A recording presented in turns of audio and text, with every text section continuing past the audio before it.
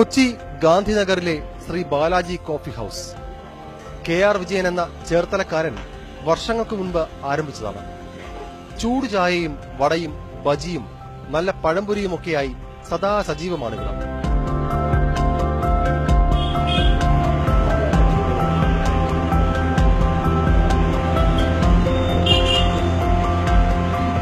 ചായക്കടയിലെ വർത്തമാനങ്ങൾക്കും ബഹളങ്ങൾക്കുമപ്പുറം പണപ്പെട്ടിയിലേക്ക് വീഴുന്ന ചില്ലറ തൊട്ടുകളുടെ കിലുക്കവും നോട്ടുകളുടെ നിശബ്ദതയും ഒരുപോലെ ആസ്വദിക്കുന്നയാൾ.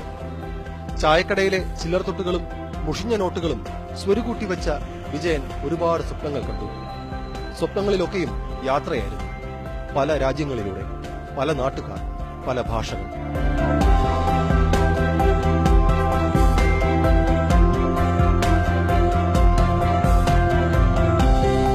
ചായക്കടക്കാരൻ കണ്ട സ്വപ്നത്തെ പുച്ഛിച്ചു തള്ളിയവരുടെ മുന്നിലൂടെ വിജയൻ ഭാര്യ മോഹനയെയും കൂട്ടി ഒരുനാൾ യാത്ര തുടങ്ങി. നൈൽ നദിക്ക് മുന്നിൽ കണ്ട 2007 പുതുവത്സര പുലരിയിൽ തുടങ്ങി പലപ്പോഴായുള്ള യാത്രകൾ. ആൽപ്സും ഈഫലും പഗോഡയുമെല്ലാം കണ്ട് 10 വർഷത്തിനിടയിൽ പലപ്പോഴായി കണ്ടത് 18 രാജ്യങ്ങൾ. ബാങ്കിൽ നിന്നുള്ള വായ്പകൾക്ക് പുറമെ ചിട്ടിപിടിച്ചും യാത്രകൾക്കുള്ള പണം കണ്ടെത്തി. ചായക്കടയിലെ വരുമാനം ഒന്നുകൊണ്ട് മാത്രം ആ വായ്പകൾ വീട്ടി. ഞാൻ ചെറുപ്പം തൊട്ട് യാത്രകളെ സ്നേഹിക്കുന്നതാണ്. ഞാൻ 8ാം ക്ലാസ്സിലൊക്കെ പഠിക്കുമ്പം എറണാകുളം കാണാനായിട്ട് സിനിമ കാണാൻ തുടങ്ങി. ഞാനും എൻ്റെ ഫ്രണ്ട്സൊക്കെ ആയിട്ട് ആ ചെമ്മീനൊക്കെ റിലീസായിട്ട് എൻ്റെ 64-65 കാലഘട്ടം തോന്നുന്നു. ചെമ്മീൻ കാണാൻ വേണ്ടി മാത്രം. അന്ന് എറണാകുളം എൻ്റെ സ്വപ്നമല്ലോ. ഞാൻ ചേർത്തലക്കാരനാണ്. എൻ്റെ അച്ഛനോട് ചായക്കട, അച്ഛൻ്റെ അച്ഛന് ചായക്കട, അങ്ങനെയൊക്കെ ഞങ്ങൾ ചായക്കട ഫാമിലിയാണ്. ചെറുപ്പത്തിലെ പുസ്തകങ്ങൾ വായിച്ചും ഒന്നല്ലോ സിനിമകൾ കണ്ടും ആ സ്വപ്നം, അത് പുസ്തകങ്ങൾ വായിച്ചും സിനിമകൾ കൊണ്ടൊക്കെ വിദേശ രാജ്യങ്ങളിൽ പോകണമെന്ന് സ്വപ്നം ഉണ്ടായിരുന്നു. പക്ഷെ ഈ ഒരു ചായക്കടയുടെ വരുമാനം കൊണ്ട് എങ്ങനെ അത് യാഥാർത്ഥ്യമാക്കാൻ പറ്റിയെന്നുള്ളതാണ്. ഒരു കഥയിൽ വള്ളക്കാരനായ നസീർ ലോകം ചുറ്റാൻ പോകുന്ന ജോലിക്ക് വേണ്ടി ഒന്ന് കാമുകയും ഭാര്യ ഉപേക്ഷിച്ചു. ത്രിവേണി എന്ന സിനിമയിൽ ഓർമ്മയുണ്ട്. അതുപോലൊക്കെ ഞാൻ പോയപ്പോട്ട് ഞാൻ ലൈഫ് എൻജോയ് ചെയ്തു. എൻ്റെ ഉത്തരവാദിത്തം കഴിഞ്ഞു. 2 പെൺമക്കളാണ്. 2 പേരും കല്യാണം കഴിഞ്ഞ് പേരക്കിടാവ് ആയതിനു ശേഷം ഞാൻ പോകാൻ തുടങ്ങിയത്. ആദ്യത്തെ പോകുന്ന സ്വർണ്ണം പോകുന്നത്.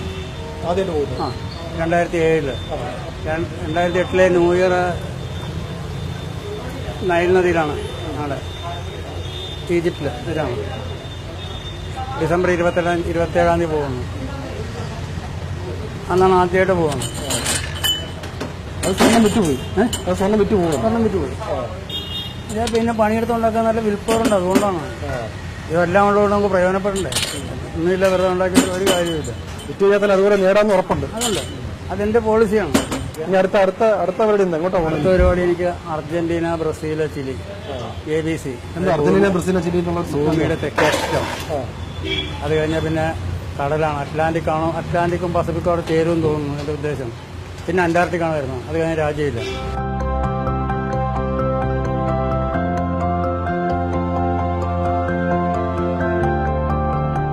യാത്ര പോകുമ്പോൾ മാത്രം ചായക്കട പൂട്ടും. പക്ഷെ അപ്പോഴും വിജയൻ എത്തുന്നത് കാത്ത് പഴയ കസ്റ്റമേഴ്സ് ഉണ്ടാകും. ചായയിലും പഴംപൊരിയിലും വടയിലും കലർത്താത്ത മായം പോലെ കലർപ്പില്ലാത്ത ഇടപെടലും കച്ചവടത്തിൽ പ്രധാനമാണ്. ഞാൻ ചെറിയ രീതിയിൽ കച്ചവടം ചെയ്യുന്ന ആളാണ്. എനിക്ക് എൻ്റെ കസ്റ്റമേഴ്സ് പ്രിയപ്പെട്ടവരാണ്.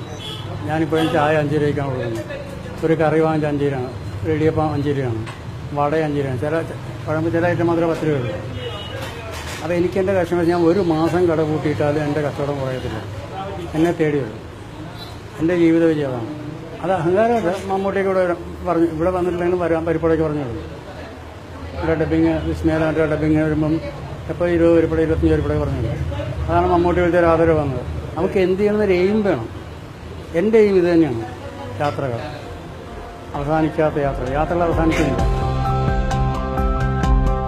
ചായക്കടയിലെ ചുവർ നിറച്ചും വിജയന്റെയും ഭാര്യയുടെയും ചിത്രങ്ങളാണ്. ആൽപ്സിന് മുകളിൽ, ഈഫലിന് മുന്നിൽ. ചായക്കടയിലെത്തുന്നവർക്ക് മുന്നിൽ ആ യാത്രകളുടെ ചരിത്രം വിവരിക്കുന്ന ചിത്രങ്ങളാണ് സ്വന്തം കച്ചവടത്തിന്റെ പരസ്യമെന്നും വിജയൻ അടിവരയിടുന്നു.